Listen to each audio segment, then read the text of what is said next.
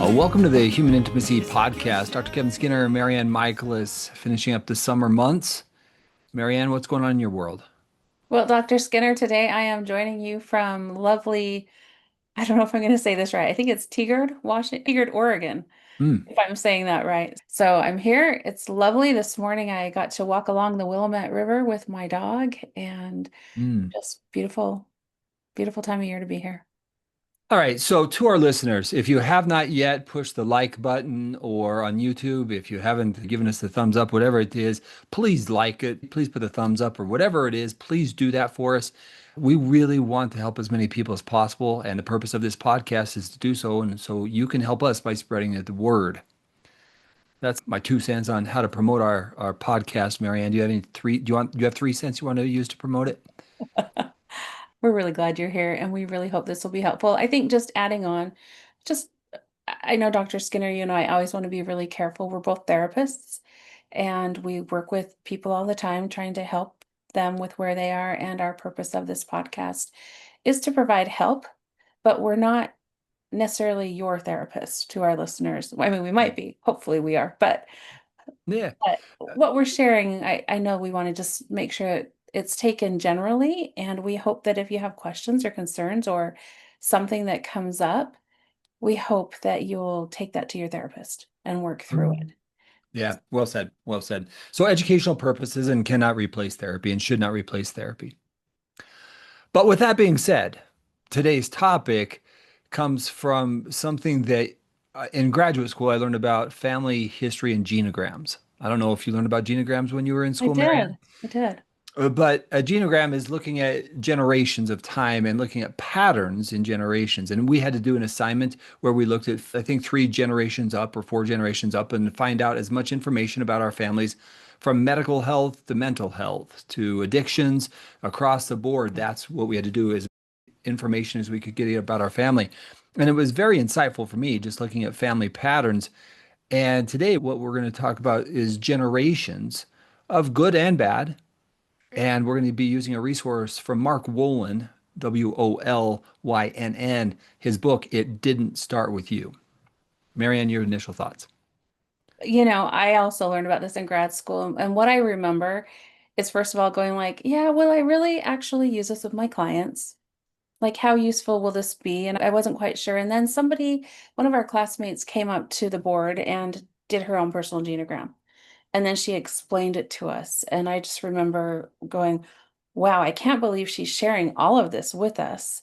And I Mm, can't believe her history. And boy, does it make me understand her so much better. I remember learning about this book from you, Dr. Skinner. It didn't start with you, and I bought it. And it took me about a year and a half before, as I was working through my stack of books, it took me about a year and a half to get to it. And it is one of my probably top 5 favorite books because it is so insightful.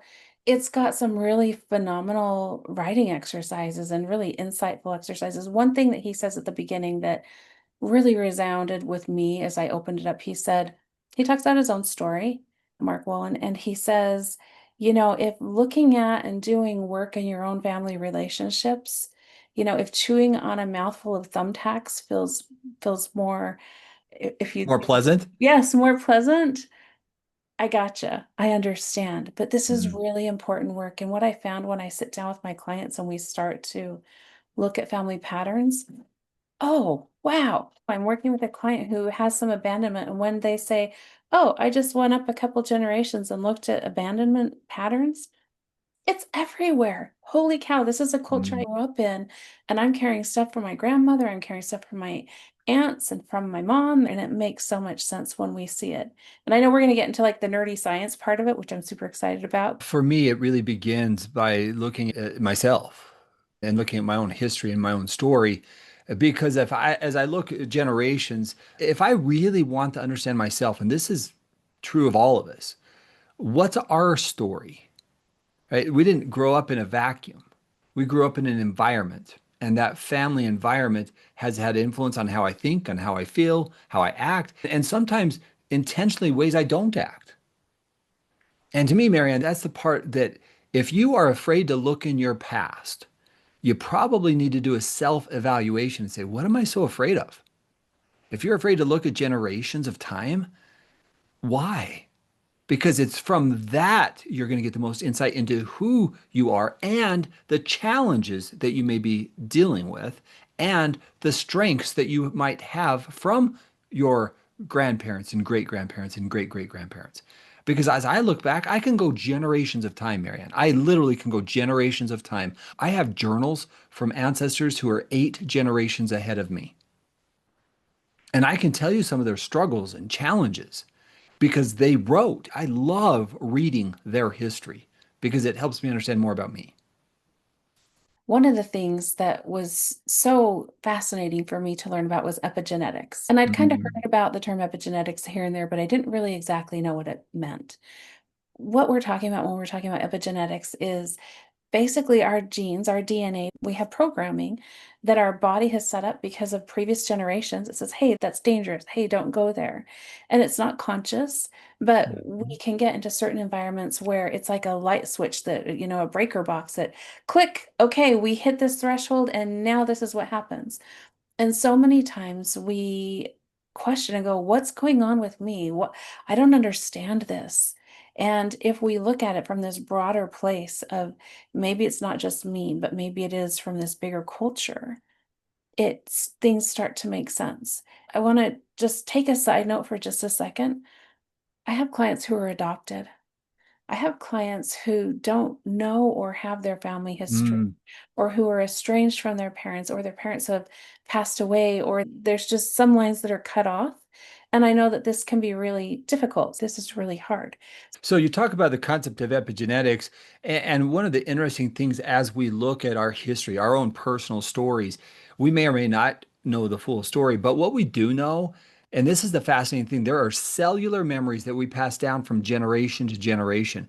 And those cellular memories, they're real. So I often think about individuals who have heightened anxiety and they don't know where it comes from. It literally may have been passed down from generation to generation, and they don't even know it because they might be feeling feelings that aren't even theirs. And that's one of the fascinating things about Mark Wolynn's book is he talks about some of the research, how we are passing down these cellular memories of language, of emotions that may have not been thought about before. So to me, that is a fascinating concept because sometimes when you have clients come to you and they're like, I don't know why I feel this way. I'm just anxious. Well, the reality is when they start looking at their history, maybe they'll start to see, well, grandma was anxious and great grandma was anxious, grandpa was anxious. You start to see the pattern of anxiety that is passed down from generation to generation. A really beautiful illustration of this is some research that is cited in this book. I've read it some other places as well. And it talks about mice, and they do some experiments on mice because they breed rapidly, so they can mark and track the generations. And one of the experiments, they exposed mice to the smell of Japanese cherry blossoms.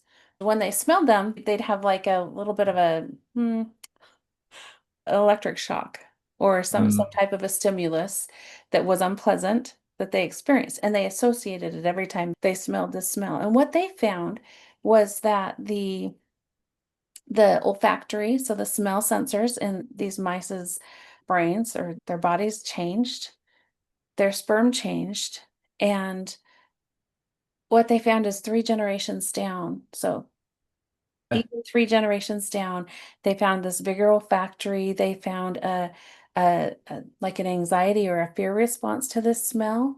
We don't always know what our drivers are because mm. it may be coming back, as you said, a couple of generations before us. And so now you're talking about cellular memories that they have found that are passed down for 2 to 3, up to 4 generations, that we can actually pass these cellular memories down. And I think that's really important for all of us to understand. So when you start looking at family history and you start looking at addictive behaviors, drugs or alcohol or abuse or abandonment, neglect, divorce, anxiety, depression, you start looking at these types of issues, how then do they influence the generations that are coming up? So I think accurately, we can say that generational transmission of these cellular memories are passed down, and that may be a part of what we experience and what we feel, and we might not even fully understand it. To me, that's fascinating. But it also begs the question, what do I do with it? Yeah. All right, what do I do with this information? And that's the part that I hope we can really address as we go through this podcast. Many years ago, I was doing some family history, just looking at some family stories. And what I found was I have in my family line some people who did some really hard things. Hmm. When I discovered that was right at the time of my betrayal, like when I was just starting my recovery work. And I was able to say, hey, wow, I come from people who've done hard things. And so that was something that really fortified me as I Hmm. was doing my work. And then I want to twist this just a little bit as well. It's interesting. As I've done just my own 12-step work, my own healing recovery work, one of the things that I've looked at is that I get stuck on sometimes is stoicism.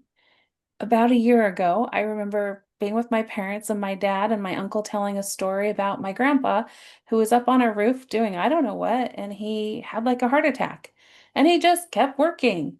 And another story where he cut his hand and he just said, oh, it's no big deal. And he wrapped a rag around it and he just kept working. And they were laughing at how crazy that was. And Right. there is this cultural tradition in my family of this stoicism of Just be strong, move yeah, on, get back to work, and just suck keep it on up. plugging along. Yeah, and there's a part of me that says, yeah, that's good. That's what we're supposed to do. I can't be weak because that's the culture that's been passed down. One of the things that's been so helpful for me in my recovery is realizing it's okay for me to be weak. It's okay for me to be vulnerable. I need to ask for help. I need to give myself a break when I need it. And I need to listen to my body.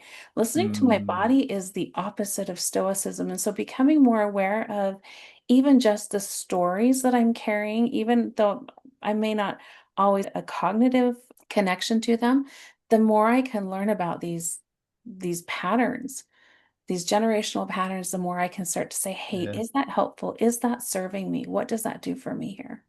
Yeah, and what's interesting there, Mark Wolynn in his book, he talks about his own experience. And I love the story of he goes over to do some mindfulness retreats and he's there for months. He's there, I mean, he's in this community for months and he goes to visit the gurus. One of my favorite stories is he waits in line all day long to talk to the guru and because he's been meditating, he's been doing everything and he's really excited to talk to him. He says, "What else do I need?"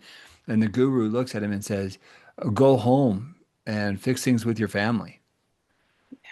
And he's so frustrated. He's like, I don't need them. I have distanced myself from them. I no longer need them in my life. So he's like, I'm gonna go talk to the next guru. So he stands in line like all day long, gets up to there to that guru, and the guru looks at him and says, "Go home."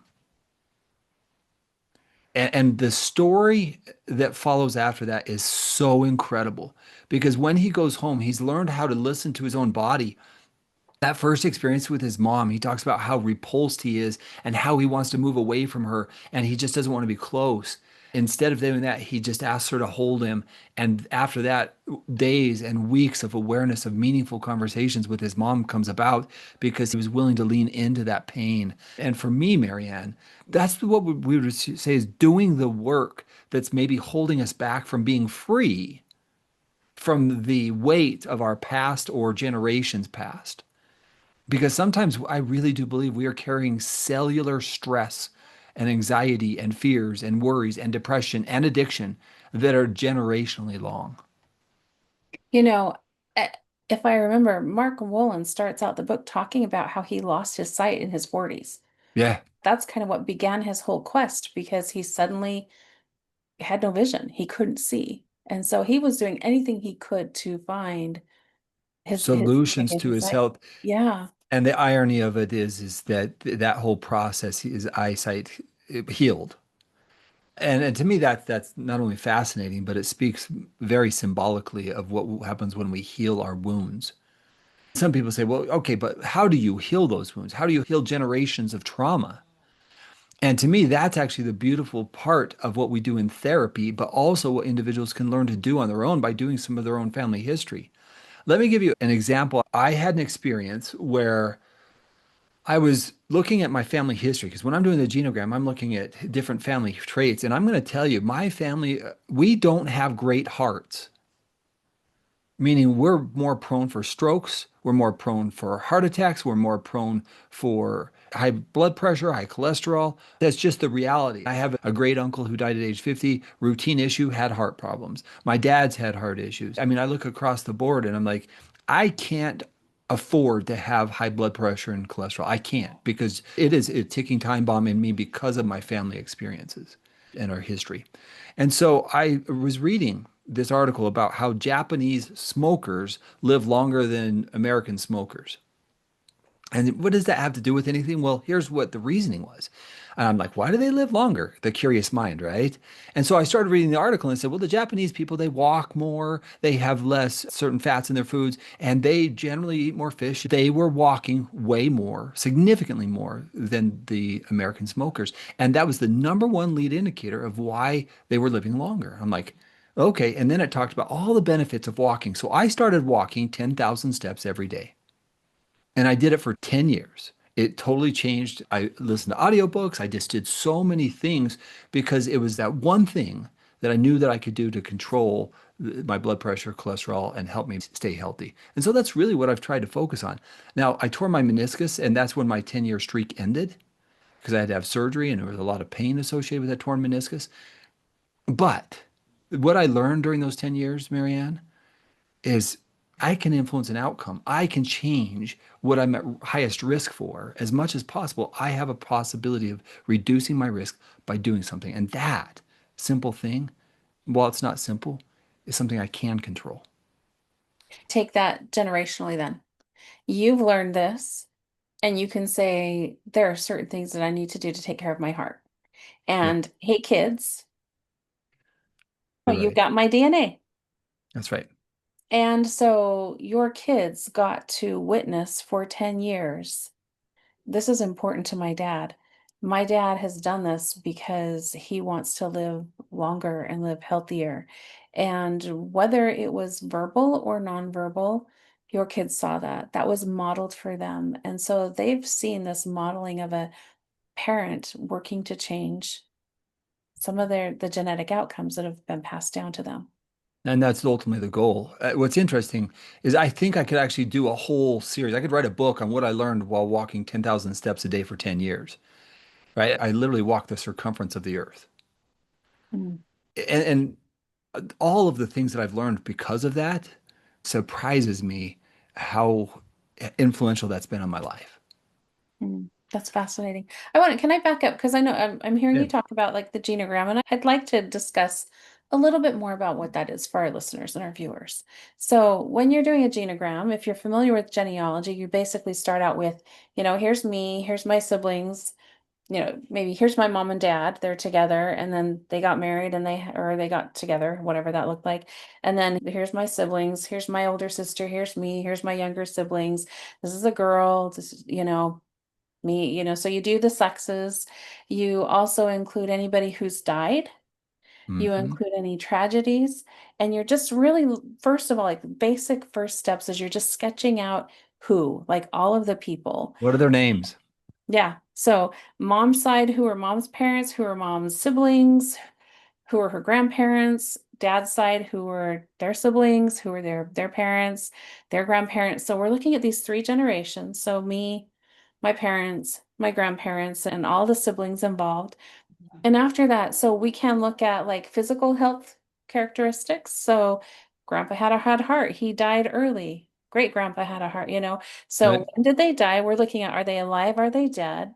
Physical health problems they've had, abuse, mental illness, tragedies. We may be looking at, the house burned down when grandma and grandpa first got married together. It's interesting you say that. That actually happened to my grandma and grandpa Skinner, right? It actually did. And forever after that, you know what, MaryAnn? My grandma, because people brought blankets to them and brought their things to help them through it, my grandma w was a quilter and she took, anytime she heard of a situation, she would take blankets, she would make the blankets and she would just take it and just give it to them. And so, yes. We look and say, okay, what are the tragedies? Were there Mm, deaths of children? Were there miscarriages? Were there suicides? Did somebody rob a bank? Did somebody, just whatever it was. And so we're looking at those things. We're looking at addictions, betrayals, abandonments, and then we start looking at relationships. yeah. So we usually draw a line. We can draw a really straight, thick line for a really good relationship. And then we can draw like a wiggly line if it's kind of not so great, or like a really broken line. And as we start to look at, oh, well, this sister got along with this sister, or she hated her mother-in-law, they had a horrible relationship. As we start looking at these patterns, suddenly there's this whole new understanding that Yeah. shows up. The insight and awareness is phenomenal. Like what I learned about myself just looking at family. So I'll give you another example. So my grandma and grandpa on my mom's side, they starting a family during the Depression. And so, from a financial perspective, right? I mean, my grandpa told a story where they would go into town and take their crops and change them for vouchers so they could go stand in another line for clothes. And if their size didn't fit, they didn't get those clothes. They didn't have them. So, my grandpa would go stand in line to sell the potatoes, get the vouchers. My grandma would go stand in another line to get overalls. That's one of his stories. So, give him the voucher so he could go get, if the right size was still there, for the overalls. Mm. And so my grandpa, interestingly enough, if he had a nail and it was bent, he would reuse that nail. He would straighten it out and reuse it. And he would have had the money to go buy more nails. But because of the depression, that was passed down from generation to generation in my family. And so my mom has been more careful financially because of the energy of experiencing the depression with my grandpa and grandma. And again, those are just things that are passed down from generation to generation. Even today, the way my mom talks about finances, the way my dad talks about finances are not the same. So this is our cultures, our Yeah. culture that we come from that influences us. One of the tools that I think can be helpful that I usually, and I don't know what your resources are where you send people Dr. Skinner, but one tool that I just know off the back of my hand, which I found really helpful, is family search dot, I think it's dot org. Search.org. Hmm. What I really appreciate about familysearch.org is it allows people to put in memories. And Mm, so many years ago, I was sitting down reading through some memories. Somebody had uploaded some handwritten letters from one of, I think it was my great great grandpa.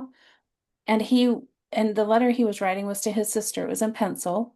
And mm, he was saying, hey, I'm writing this from the hospital. I think they came by buggy or something, and it'd been about a 4 or 5 hour drive to get there. And he said, my wife just had a hysterectomy. And I don't know how to tell her that she'll never have kids. I'm waiting for her to wake up. And as I read these different stories, I've struggled with infertility issues. As I've read these stories, I went, holy cow, holy cow, mm, this didn't start with me. This great great grandmother had a lot of these same mm. issues that I'm having. And boy, did it just validate, okay, like this is where this came from. And I could see her story. I read her story then about the children that she fostered or that she brought in. And I understood more of the grief. It helped me understand my grandfather, what his Mm. childhood was like, seeing what his mom had gone through. It just changed my own understanding of me and what I was experiencing with that. Yeah. And again, we're talking about such a wide variety of possibilities, everything from medical to mental health to not being able to have children having a hysterectomy to financial burdens. And that's the beautiful insight. When you're willing to do that kind of work, you're going to find things and discover things about yourself and maybe the way you think and the feel and realize, oh, that's us. That's not just me. That is us. Sometimes generationally long. And to me, that is beautiful. Yeah. And so in my book, Treating Sexual Addiction, I actually put a genogram of an example and where people could actually walk through it. I encourage all of my clients to go through and do your own evaluation because when you do that kind of evaluation, your insight's going to go, not only is it going to go up, but you're going to understand so much more about yourself. So much more about yourself. Yeah. Before we wrap this up, I just want to also point out I've done some groups and taken some groups through this book. It didn't start with you. And I remember one client coming and saying, like, oh my goodness, MaryAnn, this is just poking the bear. I also want to acknowledge that timing is really important when we are looking and doing our own internal work. When I started working through this book for myself, it took me a while because I couldn't go through the Yeah. exercise. It's not just an easy read. It's a, whoo, I got to get ready to do some work here. He asks one of the exercises that I really love and that I use with my clients is saying, I want you just to notice the energy, like the life energy. Think about your parents and think about, is it 25% open, like the energy you feel coming towards them and going back and forth? Is it Mm. less than that? Is it more than that? And it can open up some deep wounding and also recognizing reading about it as a mother. I remember reading it and going like, oh, I screwed up my kids. I did everything wrong. So there's a lot of work that we do. It took me about a year and a half because I take sections and I do the work and then I'd need to let things rearrange and heal a little bit and reorganize as I did the work. So this isn't just like a weekend read. At least I hope it's. No, no. Yeah, because the more you put into it, the more insight and awareness you're going to receive. And I have had clients say I had to put it down for a while because there was just a lot of emotions and there was a lot of other stuff going on in my life. So, yeah, this is not a rush. This is a personal opportunity to understand yourself, your family, generations of time, and to do it with open eyes, not like I have to protect, not like I have to defend, because every family's got muck and gunk and gick and whatever terms you want to use. That's what we've got. Okay, welcome to the earth. All of us have it. All of us have our stories.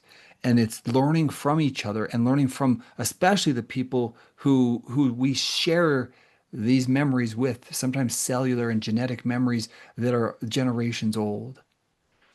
I think that, MaryAnn, as we get ready to close up, there's a couple things that I really want to emphasize.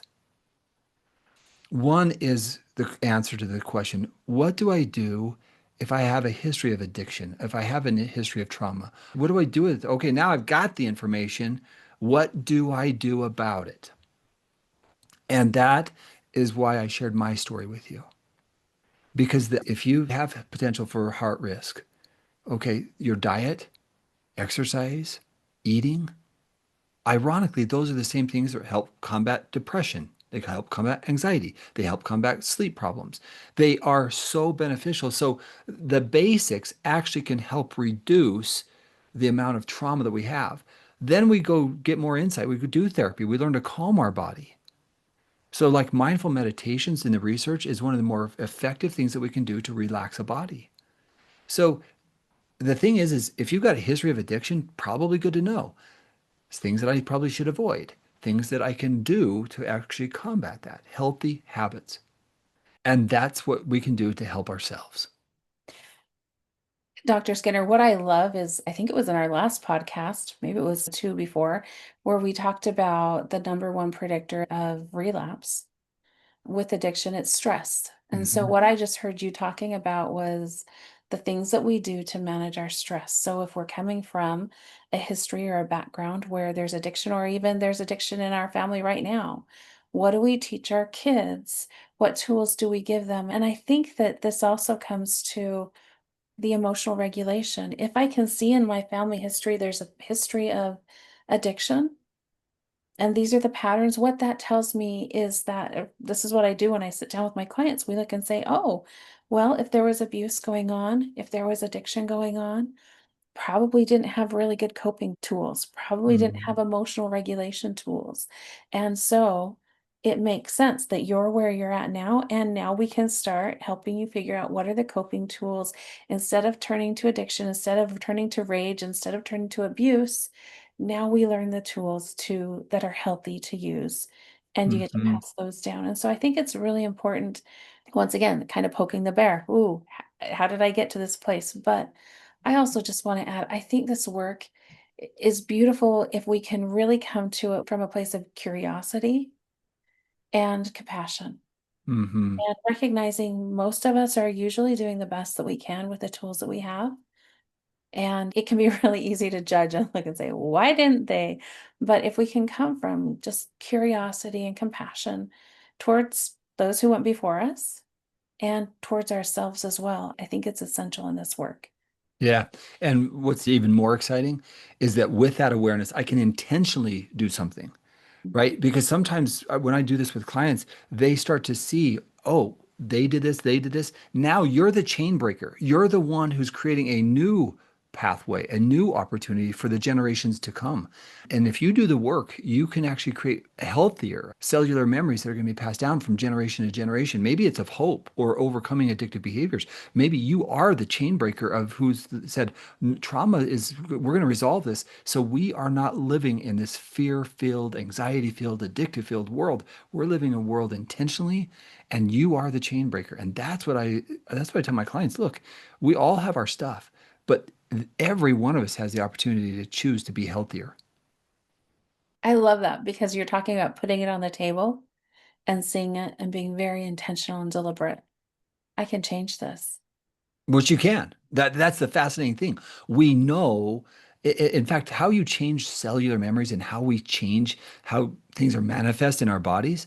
It is absolutely fascinating. Like recently, maybe even 20 years ago, researchers discovered that you can turn your genetics up or down based upon life experiences. So you can have them expressed or not expressed. So they found that people who are shy, they can actually turn up or down the shyness gene based upon what they're exposed to and what they're doing, which is fascinating to me. So we can change just by what we expose ourselves to. One more example of that. If you listen to something that makes you laugh, it actually helps shift you into a different emotional mood, and it can actually start to change some of the genetics. They're being turned up or down.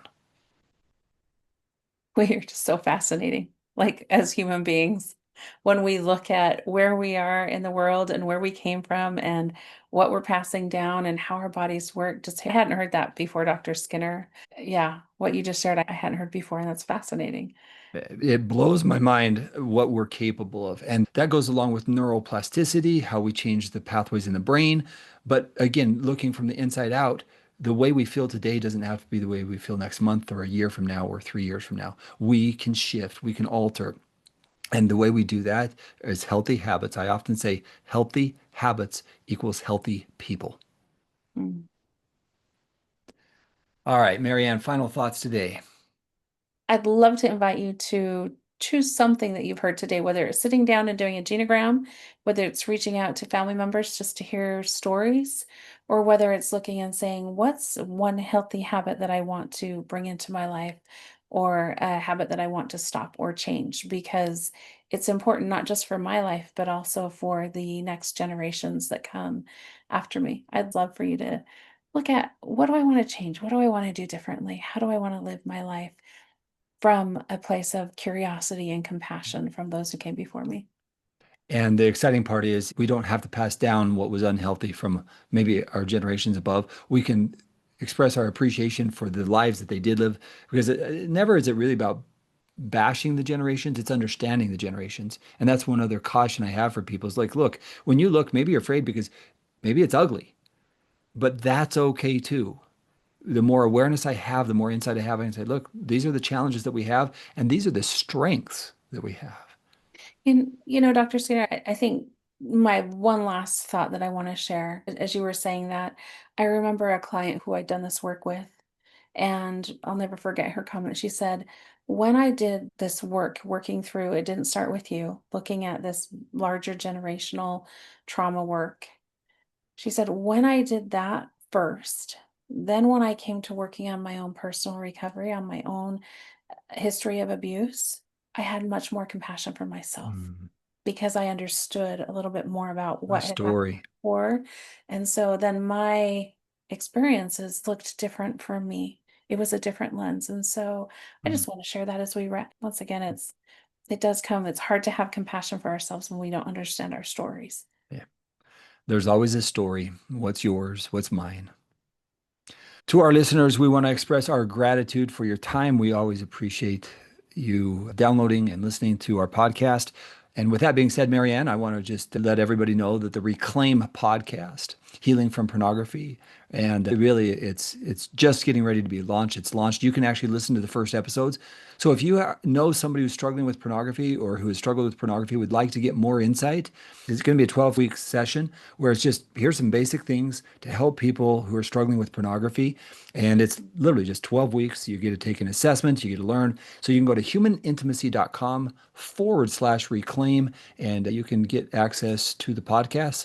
And I've got a little bit more information about the assessments that people can take there. So I invite you to listen to that podcast as well. They're short, they're about 15 to 20-minute episodes where it's just really helping people who've been struggling with pornography. Can I just ask Dr. Skinner, so if I were a mom and Yeah. I had some kids, some adolescents who were struggling with pornography, would that be helpful for me? Yeah, so that podcast is helping them understand more emotional awareness. What am I doing? Why am I doing it? How involved have I been? So there's a short assessment there that people can take, and it's just designed to help increase the awareness.